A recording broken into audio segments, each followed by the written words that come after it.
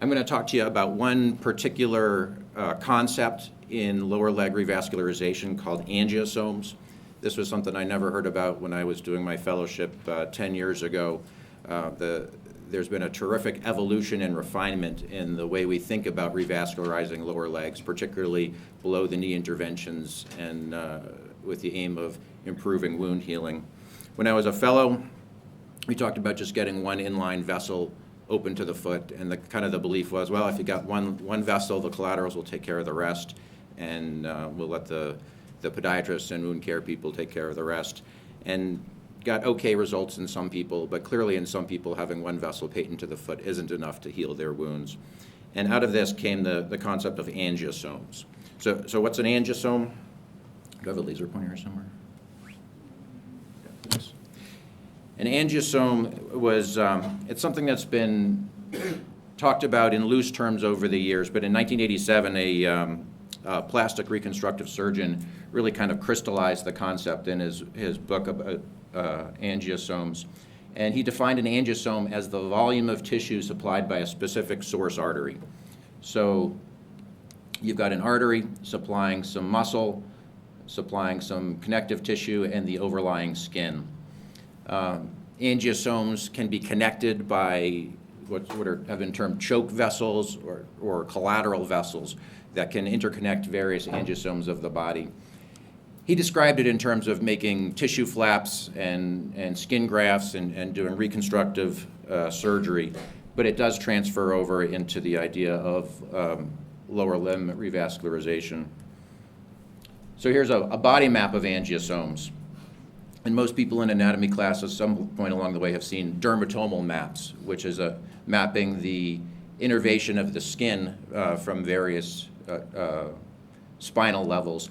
This is a different kind of map. This is looking at the vascular supply of the skin and the underlying tissue, and it's relevant to various reconstructive plastic surgery problems, but it can be refined to the lower leg. There are three major vessels we talk about in the lower leg. The popliteal artery comes down and gives off the anterior tibial artery, peroneal, and posterior tibial artery. And these supply distinct areas of tissue in the foot. And there are three vessels and there are 5 angiosomes in the foot, and correlating with kind of what you would expect from the course of the blood vessel. So why does this matter? Why do we care which is which? Well, it does it correlates with ability of the body to heal a wound. Here's a different depiction of it, where you see the different tissue areas and the arteries supplying them. It kind of makes sense, it's kind of intuitive that you want more blood flow to the area where the wound is. The older way of thinking of just getting some blood flow to the foot doesn't really address the specific anatomy, and if you target your therapy to get the proper angiosome of the wound supplied, you can increase your chance of healing that wound.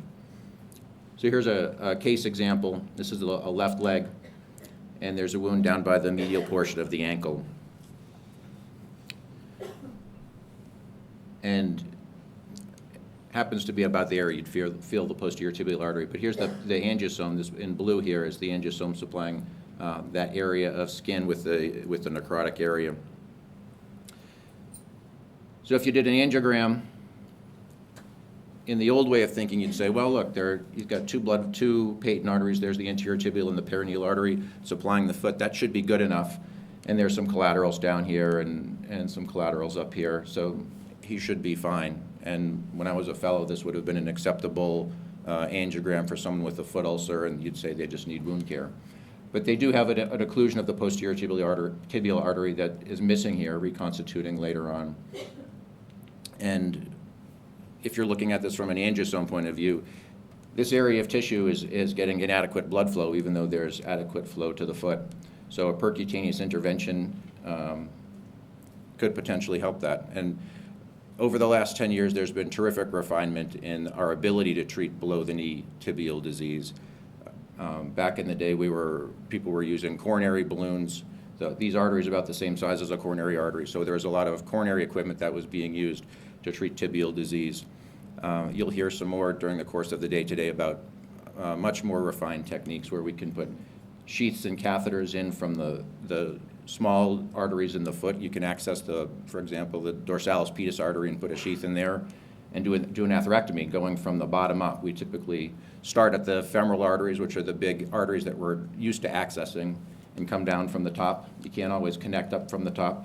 So sometimes accessing an artery down in the foot and going retrograde up the artery is the best means for reconstituting the artery.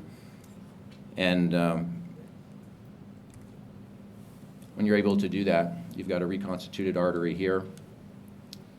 The areas that you saw that were sort of faintly filled by collaterals initially are now much better perfused. And this person probably has a better chance of healing their wound. Does it happen? Well, does it really matter?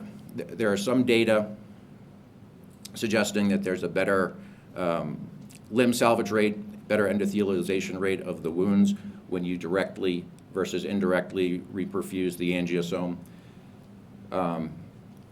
It's not clear that it is definitively better. Some other these are all small trials. Some have shown that indirect revascularization has similar rates of limb salvage. Indirect revascularization would be, well, you can't get this artery open, but as long as you can revascularize something that's going to connect it via an adjacent angiosome, they'll probably be okay. In the absence of definitive trials, which have not yet been done, it probably, and it certainly intuitively seems better, that direct revascularization of the affected angiosome is in the best interest of the patient and has the best chance of saving the limb and healing the wound.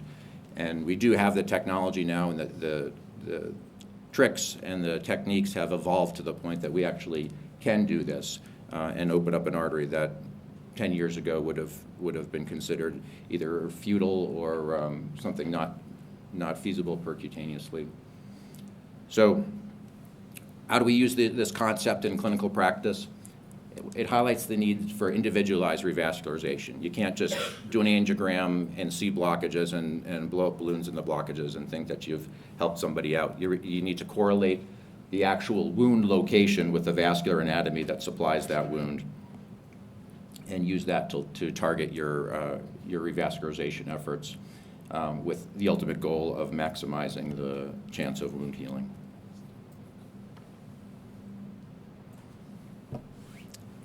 Thank you.